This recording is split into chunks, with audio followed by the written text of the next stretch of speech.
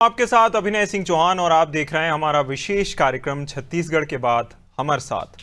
आज बात छत्तीसगढ़ में शीत सत्र के पहले दिन कांग्रेस के बहिष्कार को लेकर, जहां छत्तीसगढ़ विधानसभा के शीतकालीन सत्र के पहले दिन 14 दिसंबर को कांग्रेस ने सत्र का बहिष्कार कर दिया। सदन के पहले दिन विजन डॉक्यूमेंट 2047 पर चर्चा होनी थी, जिसका बहिष्कार की घोषणा करते हुए नेता प्रतिपक्ष चरणदास महंत ने कहा कि विजन 2047 डॉक्यूमेंट झूठ का पुलिंदा है। इससे आम लोगों को कोई फायदा नहीं होता दिख रहा। यहां उद्योगपतियों के लिए है, ये जगह है जहां हमारे लोगों के लिए कोई इसमें चीज नहीं। महंत ने भाजपा सरकार पर निशाना साधते हुए कहा कि विजन के नाम पर हमें दूरबीन से तस्वीर दिखाई जा रही है। विजन 2047 के एजेंडे को खोखला बताते हुए चरणदास महंत ने आरोप लगाया कि सरकार हरित राज्य बनाने की बात करती है, जबकि हसदेव और बस्तर में जंगल खत्म किए जा रहे हैं। जहां महंत ने कहा कि अमृतकाल ये नहीं है, ये भ्रमित काल है, लोगों को भोजन चाहिए, विजन नहीं। वहीं भाजपा ने कांग्रेस के बहिष्कार को सदन की अवमानना करार देते हुए कहा कि कांग्रेस निराश है, मुद्दा विहीन है। कांग्रेस एक के बाद एक चुनाव हारने से बौखला गई है। कांग्रेस को आपत्ति तो सुझाव दे सकते हैं, यानी अगर आपत्ति है तो भाई अपने सुझाव दें, वो भी सदन के अंदर।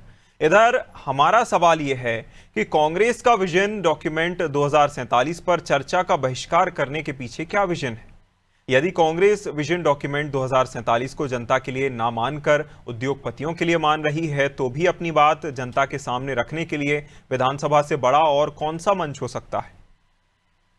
ये अंजोर विजन डॉक्यूमेंट 2047 ये चर्चा हुई, जिसमें 2047 तक हमारा छत्तीसगढ़ कैसे विकसित राज्य बनकर सामने आए, इसमें क्या क्या हमको करना चाहिए, सारी चर्चा हुई है। परंतु इस पूरी ही चर्चा से विपक्ष नदारद रहा। आश्चर्य है मुझे इस विषय का, दुख है मुझे इस विषय का। ऐसे विपक्ष का कोई रोल कैसे अदा कर सकता है? ऐसे कैसे कोई कर सकता है कि छत्तीसगढ़ आगे कैसे बढ़े? सरकार ने अच्छी योजना की, गलत योजना की, जो करना था बताते नहीं आएंगे, ये क्या मामला है? ऐसी उदासीनता का कोई अर्थ समझ में नहीं आता है। आज दूसरा दिन है, बहुत सारे बिजनेस है, आगे बात होगी इसमें। विजन डॉक्यूमेंट 2047 सरकार का एक नया शिगुफा है, जनता को धोखा देने का एक नया जुमला है। अरे आपको जनादेश 2028 तक मिला है, 2028 तक में भी 2 साल आपके पास से निकल गया है।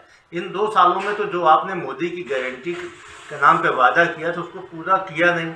आपने जो जनता के हितों के लिए योजनाएं चल रही थी, योजनाओं को बंद कर दिया। आपने बिजली के दाम बढ़ा दिए, आप रोजगार दे नहीं पाए, आप महिलाओं से किया वादा पूरा नहीं कर पाए, आप 500 में सिलेंडर दे नहीं पाए, आप शिक्षा के बारे में आपका कोई नया विचार सामने नहीं आया। आपके पास में नया रिकॉर्ड है कि 10,467 स्कूल का आपने बंद कर दिया, और आप सर्वविभाग दिखाते हैं 2047 का। 2028 तक का जो जनादेश मिला है उसका रोड मैप बना के दिखा दीजिए। जो वादा किया था मोदी की गारंटी में, उसको तो पहले पूरा कर लीजिए, उसके बाद 2047 की बात कीजिए। और जिस तरह से पहले दिन ही बहिष्कार को लेकर आवाजें सुनाई दी, ये तो देखकर लगता है कि ये जो सत्र है ये इसी तरह आसान नहीं रहने वाला, चाहे वो सरकार के लिए हो, विपक्ष के लिए हो। इस विषय पर हमारे साथ चर्चा करने के लिए खास मेहमान जुड़ गए हैं। पुष्पेंद्र उपाध्याय जी भाजपा प्रवक्ता जुड़ गए हैं, श्रुति शुक्ला कांग्रेस प्रवक्ता जुड़ गई हैं, रमेश पांडे जी हमारे साथ वरिष्ठ पत्रकार जुड़ गए हैं। तीनों ही मेहमानों का बहुत बहुत स्वागत करता हूं मैं अनादि टीवी पर। और सबसे पहला सवाल श्रुति जी आपसे कि क्या अब शीतकालीन सत्र में पक्ष भी भाजपा ही होगा, विपक्ष भी भाजपा ही होगा? क्या देखने को मिल रहा है श्रुति जी? जी, सबसे पहले आप सभी को मेरा सादर जय जोहार। और देखिए अभिनय जी, समझना ये होगा कि क्या वाकई में सत्ता पक्ष के लोग जो है छत्तीसगढ़ की विकास के बारे में सोचते हैं। देखिए, आज सदन का पहला दिन था। सदन में बात होती है तो पक्ष की बातों को भी सुना जाता है, विपक्ष की बातों को भी सुना जाता है। लेकिन जब वो सदन राजनीति के मतभेदों से भरा हो जाए, और जब एक पक्ष की बातों को सुना जाए और दूसरे पक्ष की बातों को जो है अनदेखा किया जाए, तब वहां पर ऐसी स्थिति बनती है। देखिए, भारतीय जनता पार्टी के लोग बोलते हैं, जिस सब्जेक्ट में आज हम डिबेट कर रहे हैं कि 2047 का मतलब ये 2047 तक की ये लोग बात कर रहे हैं कि हम उस विजन तक जो है छत्तीसगढ़ को देख रहे हैं कि वहां तक विकास कैसे किया जाएगा। तो हमारा कहना सिर्फ इतना है कि पहले हम बात करते हैं 5 वर्ष की जो जनता ने आपको दिया है, यानी 2023 से लेकर के 2028 तक की, जिसमें से अभी सुशीलानंद शुक्ला जी ने कहा कि 2 साल आपके निकल गए हैं, 2 साल अभी सरकार बनी इनकी हो जाएगा। तो ये 2 सालों में आपकी क्या उपलब्धि थी और आने वाले 3 सालों में आपने क्या सोचा है छत्तीसगढ़ के विकास को लेकर के, उसको बता दीजिए। क्योंकि जब विधानसभा चुनाव हुए थे और आपने अपने घोषणा पत्र में जो वादे किए थे, क्या उन वादों को आप सारे वादों को पूरा कर पाए? उनमें से सारे तो नहीं, चलिए अभी 2 साल हुए, उनमें से आधे वादों को भी आप पूरा कर पाए या ठीक है। 2-4 ऐसी योजनाएं आप गिनवा दीजिए। देखिए, मैतारी बंधन योजना का पैसा जो महिलाओं के खाते में जाता था, उसमें कई महिलाओं के नाम कट गए हैं। 10,000 से ऊपर की जो आज स्कूल है वो बंद हो गए हैं। ठीक। बिजली बिल इतना बढ़ करके आ रहा है। तो इन सब चीजों पर ठीक है, विचार ठीक है। छोड़ करके आप 2047 के विजन की बात करते हैं। वर्तमान में जो समस्या उसको सुलझाने के लिए भारतीय जनता पार्टी की सरकार क्या काम कर रही है? ठीक। या कहीं ऐसा तो नहीं है कि अपनी गलतियों को छुपाने के लिए, जनता को बरगलाने के लिए, मुद्दों को भटकाने की जो राजनीति ये करते हैं, उस ठीक है। प्रकार की राजनीति ये कर रहे हैं। पुष्पेंद्र जी, बड़े आरोप लगे, क्यों दबा रहे हैं भैया आवाज विपक्ष की? क्यों विपक्ष को सुनाई नहीं जा रहा है? अगर विजन 2047 होगा तो विपक्ष भी तो साथ ही होगा ना पुष्पेंद्र जी?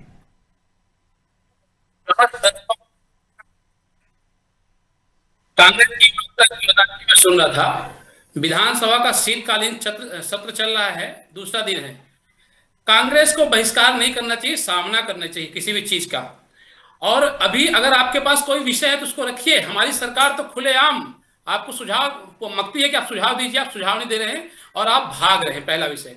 दूसरे, कांग्रेस की प्रवक्ता बता रही थी तो महतारी बंधन की जो बात है, 70 लाख माताओं के खाते में 1,000 रुपए प्रति माह के हिसाब से उनके खाते में सीधे राशि हस्तांतरित हो रही है। युवाओं की बात आपने किया, युवाओं के लिए 2 नए विश्वविद्यालय भारतीय जनता पार्टी ने की सरकार ने खोला है। परसों हमारे छत्तीसगढ़ के यशस्वी मुख्यमंत्री कवर्धा में मेडिकल कॉलेज का भूमि पूजन किए हैं। आपकी सरकार में क्या हुआ? आपने पीएससी घोटाला किया। हमारी सरकार ने सीबीआई जांच करके दोषी अधिकारियों को सलाखों के पीछे रखा। तीसरी बात आपने किया, नक्सलवाद। हम बता रहे हैं छत्तीसगढ़ के लिए बेहद खास दिन होगा 31 मार्च 2026, जब छत्तीसगढ़ के नक्शे से नक्सलवाद पूरी तरह से मुक्त हो जाएगा। तो हमारी सरकार जो बोलती है वो करती है। विजन 2047, हमारी सरकार ने 2047 की प्लानिंग की है। आपको बताते हुए मुझे खुशी हो रही है, जब हमारे देश के यशस्वी प्रधानमंत्री आदरणीय नरेंद्र मोदी जी ने शपथ लिया था तो विश्व की अर्थव्यवस्था में नहीं तो कांग्रेस का भी तो यही आरोप है ना पुष्पेंद्र जी, कदम दर कदम चलेंगे, पहले 1 साल 2 साल 3 साल फिर 2047, यही तो आरोप है। देखिए क्या होता है, हमारी सरकार का विजन है, हम क्या करने वाले हैं 2028 तक। वही तो पूछ रहे हैं, पहले 2-3 साल का बता देते फिर 47 पे चलते। अभी हमने क्लियर कहा 31 मार्च 2026 छत्तीसगढ़ के जनता के लिए बेहद खास दिन होगा, जब छत्तीसगढ़ से नक्सलवाद पूरी तरह से मुक्त हो जाएगा। कई सदियों से छत्तीसगढ़ नक्सलवाद की समस्या से ग्रसित। बिल्कुल, वो तो केंद्रीय गृह मंत्री अमित शाह भी कह चुके हैं कि अगली बार जब मैं दिसंबर में आऊंगा तो समूल नाश हो जाएगा नक्सलवाद का। चलिए आगे बढ़ते हैं, चर्चा आगे बढ़ाते हैं। रमेश जी हमारे साथ बने हुए हैं। रमेश जी, सवाल आपसे करना चाहूंगा कि जिस तरह की अब प्रवृत्ति देखी जा रही है कि देखिए पहले ही दिन हम वॉकआउट कर लेंगे, पहले ही दिन हम बहिष्कार कर देंगे, चर्चा तो करनी नहीं है, वॉकआउट कर लिया जाएगा, ये जो प्रवृत्ति बनती जा रही है इसे आप कैसे देखते हैं रमेश जी?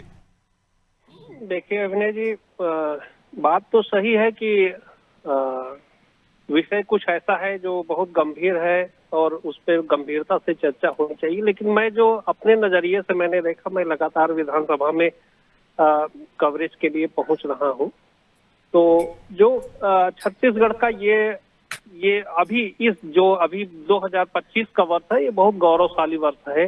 राज्य के 25 वर्ष पूरे हो रहे हैं और राज्य को अपनी नई विधानसभा का भवन मिला। उसमें पहली बैठक रखी गई 14 दिसंबर को रखी गई। 14 दिसंबर बहुत कुछ मायनों में छत्तीसगढ़ के लिए ऐतिहासिक है, क्योंकि 2000 में जब छत्तीसगढ़ विधानसभा की पहली बैठक हुई थी तो वो भी 14 दिसंबर को ही हुई थी। उस नजरिए से ये नए विधानसभा के भवन में भी पहली बैठक 14 दिसंबर को आहूत की गई थी। अब संयोग बस देखिए कि 14 दिसंबर को ही कांग्रेस ने दिल्ली में, कांग्रेस के शीर्ष नेतृत्व ने दिल्ली में रैली का आयोजन कर दिया। जी तो छत्तीसगढ़ के कांग्रेस नेताओं को अपना नंबर बढ़ाने के लिए दिल्ली की रैली में भी जाना था। तो इस लिहाज से उन लोगों ने एक दिन बैठक करके पहले ये घोषित कर दिया कि हम बहिष्कार करेंगे, क्योंकि उनका मूल जो उद्देश्य था वो दिल्ली की रैली में जाना था, तो और मौका नहीं मिलना था, तो इसलिए उन लोगों ने दोनों काम अपना पूरा कर लिया। हालांकि छत्तीसगढ़ के विधानसभा में सत्ता पक्ष के विधायक मंत्रीगण और मौजूद रहे और विधानसभा की बैठक हुई। उसमें 2047 का जो जिस पर आप चर्चा कर रहे हैं उस पर बहस हुई। अब जो मूल विषय आता है कि कांग्रेस का आरोप या जो हम लोग भी बातें कर रहे हैं, तो 2047 का जो विषय है, लक्ष्य है, उसमें 2026 का भी लक्ष्य है, 27 का भी लक्ष्य है, 28 का भी लक्ष्य है, 29 का भी लक्ष्य है, 30 का भी लक्ष्य है। आप ये भ्रमित न हो या ये गलत नैरेटिव न पैदा करें कि 2047 में बीच का कोई लक्ष्य नहीं है। जी हमारा कल का भी लक्ष्य है, परसों का भी लक्ष्य है, नरसों का भी लक्ष्य है, हर दिन का लक्ष्य है। तो सरकार ने एक बहुत अच्छा, हम ये कहेंगे कि बहुत अच्छा इनिशिएटिव लिया है कि एक टारगेट तय किया है। दूसरा, जिस विषय पे एक विषय और कह दूं कि विपक्ष की बात सुनी नहीं जा रही। आज के दिन का मैं जिक्र करूंगा जी कि छत्तीसगढ़ की विधानसभा में किसान के मुद्दे को लेकर के विपक्ष ने स्थगन प्रस्ताव लाया। हमारे विधानसभा के जो अध्यक्ष डॉक्टर रमन सिंह जी हैं, वो इतने सहृदय और संवेदनशील हैं, उन्होंने उसकी ग्राह्यता पर चर्चा करने के लिए विपक्ष को पूरा मौका दिया कि कांग्रेस के जितने सदस्य हैं वो अपनी बात किसानों के मुद्दे पर रखें, धान खरीदी के मुद्दे पर रखें और सारी बिंदुओं पर रखें। तो ये कहना बिल्कुल गलत बात है कि विपक्ष को मौका नहीं मिल रहा है, विपक्ष को कोई सुन नहीं रहा है, ये तो बिल्कुल गलत बातें हैं। बिल्कुल जी बिल्कुल। श्रुति जी, आपने अभी पहले वक्तव्य में कहा था कि देखिए, और आपके नेता ने भी, सुशील आनंद शुक्ला जी ने भी कहा था, साथ ही साथ नेता प्रतिपक्ष ने कहा था कि खाने की जरूरत है और ये बात करते हैं 2047 की। अभी पुष्पेंद्र जी ने बताया 70 से 80 लाख जो है महतारी बंधन योजना की महिलाएं लाभ पा रही हैं। कम से कम 80 करोड़ लोगों को फ्री राशन मिल रहा है, यानी कि खाने का भी आरोप कहीं ना कहीं झूठा साबित होता है। और दूसरा आरोप जो आप कह रहे हैं कि महतारी बंधन योजना की राशि नहीं मिल रही है। इसके बाद अभी जैसा रमेश जी ने कहा कि चर्चा तो कीजिए, कम से कम आप ये बोल दीजिए कि हमें 3 साल पहले तक का बताइए, उसके बाद हम 47 पर चर्चा करेंगे। लेकिन अगर इस तरह से छोड़ करके चले जाएंगे तो फिर तो सत्ता पक्ष को इससे अच्छा मौका कहां मिलेगा। जी देखिए अभिनय जी, अभी तो शीतकालीन सत्र की शुरुआत है जी तो निश्चित तौर पर विपक्ष की भूमिका बहुत मजबूत और बेहतरीन आपको सदन में देखने को मिलेगी। ये तो आज पहला दिन था, एक बात। दूसरी बात कि 2047 के जिस नैरेटिव की ये बात करते हैं तो उस पर विपक्ष का सिर्फ एक ही बात, एक ही अगर मैं लाइन में इस सेंटेंस को कंप्लीट कर दूं तो बात यह है कि आपको जनता ने मौका दिया है 5 साल का, तो आप इन 5 सालों में तो पहले आप अपना रोड मैप बनाकर दिखा दीजिए और पिछले 2 सालों में आपकी क्या उपलब्धि है। अभी मैं तारीफ बंधन योजना के नाम पर इन्होंने कहा कि नहीं, 70 लाख महिलाओं को छत्तीसगढ़ की महतारी बंधन योजना की राशि पहुंच रही है, हर महीने उनके अकाउंट में 1000 जाता है, तो ठीक है। श्रुति अभी जी, कुछ समय पहले की बात, अभी कुछ समय पहले की बात मैं आपको बताती हूँ। आपको विधानसभा से अच्छा एक्सपोज करने का मौका कहां मिलेगा? मान बिल्कुल, लीजिए बिल्कुल। 2-5 साल में नहीं हुआ मैंने वही कुछ, कहा, एक्सपोज कीजिए, मैंने वही कहा कि आने वाले क्लिप्स समय में वायरल निश्चित कर तौर दीजिए, पर क्लिप्स वायरल कर दीजिए।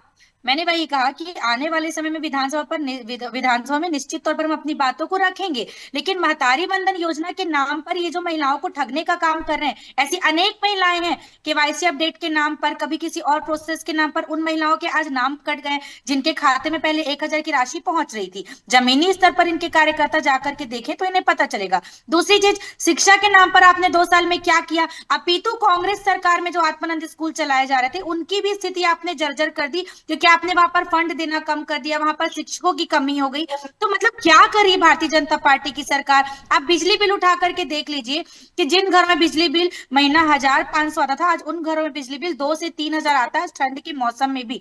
तो क्या करी आरोप लगे हैं पुष्पेंद्र जी, जवाब दीजिए आरोपों का। बिल्कुल गलत आरोप है। देखिए क्या होता है, किसी भी गलत चीज के लिए कोई भी तर्क सही नहीं होता है।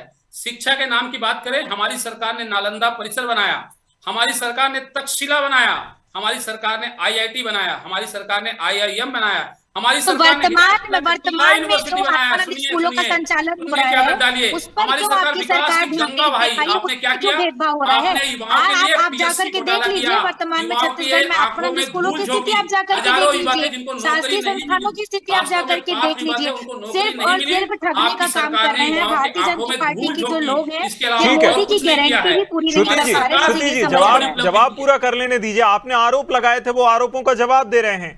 पुष्पेन जी, शिक्षा के नाम पर आप जल्दी बताएं। से आरोपों का जवाब दीजिए। शिक्षा के नाम पर हमारी सरकार ने, इन लोगों ने लाखों युवाओं के आंखों में धूल झोंका था। हमारी सरकार ने सीबीआई जांच की और दोषी अधिकारियों को जेलों सलाखों के पीछे रखा। आपकी सरकार के आधे लोग जेल पे हैं और आधे लोग बेल पे हैं। ये कांग्रेस सरकार की नौबत थी वहां पे। और किसकी बात करें, आईआईटी, आईआईएम, अभी 2 विश्वविद्यालय हमारी सरकार ने खोला, युवाओं के लिए मेडिकल कॉलेज खोला।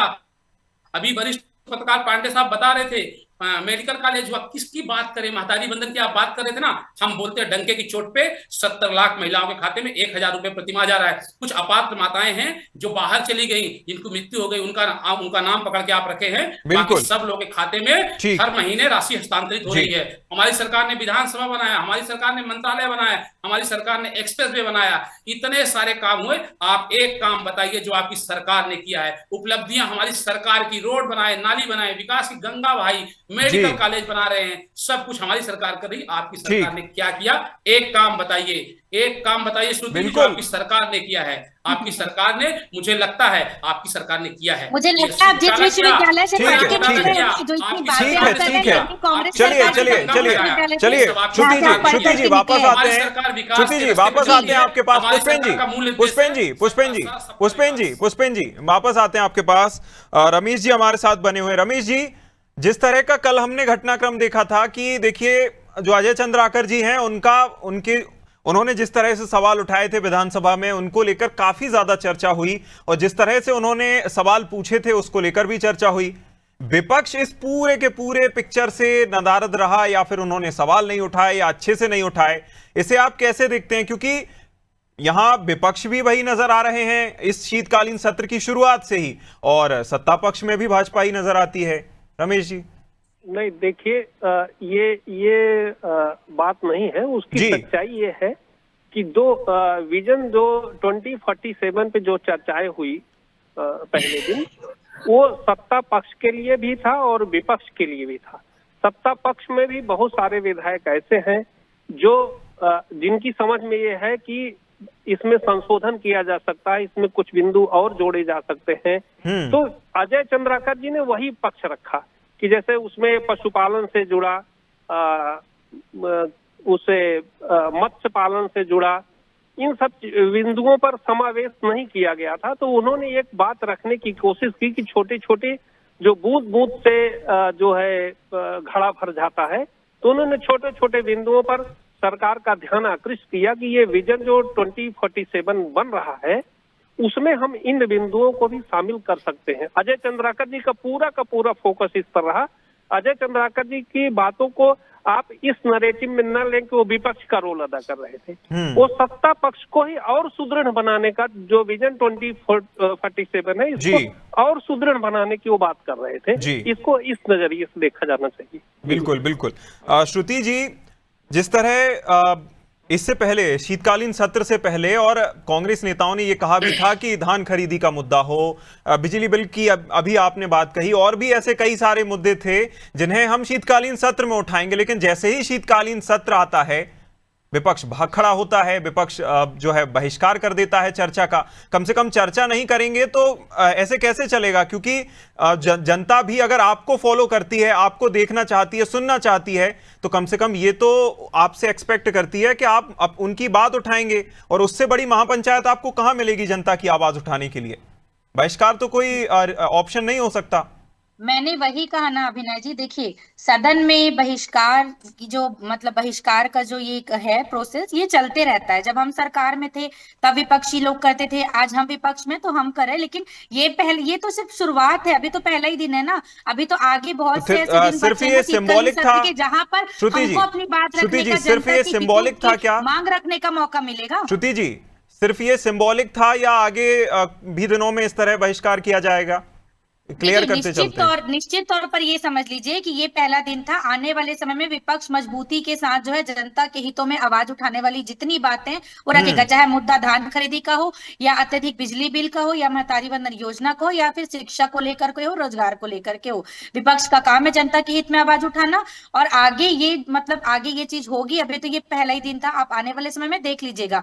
और पुष्पेन जी जो बात कर रहे थे उस पर मैं एक बात कहना चाहूंगी। इन्होंने नक्सलवाद पर बात की, तो इस डिबेट के माध्यम से मैं पूछना चाहती हूँ भारतीय जनता पार्टी के प्रवक्ता से भी, इनके नेताओं से भी, कि अमित शाह जी का छत्तीसगढ़ में अभी बहुत ज्यादा प्रेम दिख रहा है, मतलब लगातार छत्तीसगढ़ दौरा वो कर रहे हैं। बहुत अच्छी बात है, देश के गृह मंत्री हैं। लेकिन मैं इनसे पूछना चाहूंगी कि पिछले समय में जब विपक्ष में थे हम, पिछले समय जब कांग्रेस की सरकार थी, तब क्यों अमित शाह जी का दौरा छत्तीसगढ़ में इतना नहीं लगता था? क्या तब वे देश के गृह मंत्री नहीं थे?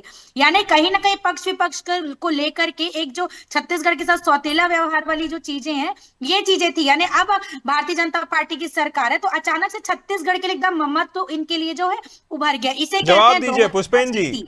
राजनीति। हमारी सरकार सर्वजन हिताय सर्वजन सुखाय के उद्देश्य को तो लेकर काम बिल्कुल, जब करती है। विपक्ष में थे 70 आप लाख लोग, तब महिलाएं क्यों जो नहीं माताएं आते बहनी थे? हैं, तब भी वो हमारी देश के सरकार गृह पूछ मंत्री नहीं रही थे। है कि कौन कांग्रेस कौन बीजेपी, सभी महिलाओं के, सभी माताओं के खाते में 1000 रुपए प्रति दर के राशि ट्रांसफर हो रही है। वैसे नक्सलवाद की बात करें तो नक्सलवाद मुक्त होगा छत्तीसगढ़ की जनता, उसका 31 मार्च 2026 का इंतजार कर रही है। ये सभी के लिए हो रहा है, सर्वजन हिताय पुष्पेन जी यहाँ एक सवाल मैं पूछ ही लेता हूं आपसे। देखिए, जब इससे पहले कांग्रेस सरकार में थी और केंद्र सरकार में वही गृह मंत्री थे, अमित शाह पहले भी गृह मंत्री थे, तो ये बात निकलकर सामने आती थी कि जो समन्वय है वह सुरक्षा बलों में या इंटेलिजेंस में समन्वय नहीं बैठ पा रहा है।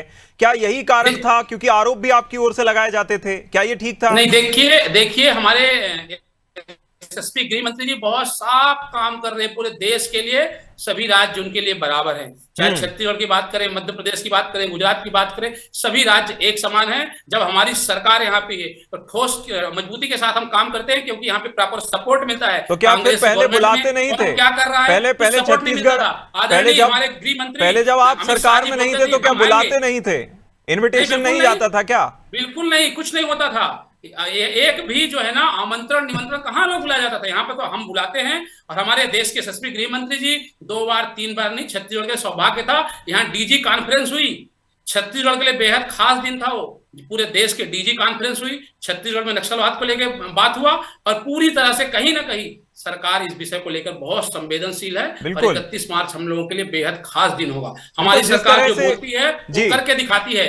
हमने कहा था छत्तीसगढ़ नक्सलवाद पूरी तरह से मुक्त होगा, वो मुक्त होता दिख रहा है। मुक्त होना भी चाहिए, मुक्त होना भी चाहिए पुष्पेन जी, मुक्त होना भी चाहिए, क्योंकि जिस तरह से अब जितनी गति के साथ आप अभियान चला रहे हैं, अगर इसके बाद भी अगर मुक्त नहीं होता है तो फिर बड़ी समस्या हो सकती है। क्योंकि इतना फॉलोअप मुझे नहीं लगता किसी केंद्रीय मंत्री की ओर से या सरकार की ओर से इतना समन्वय बनाकर नक्सलवाद के खिलाफ वार किया गया होगा।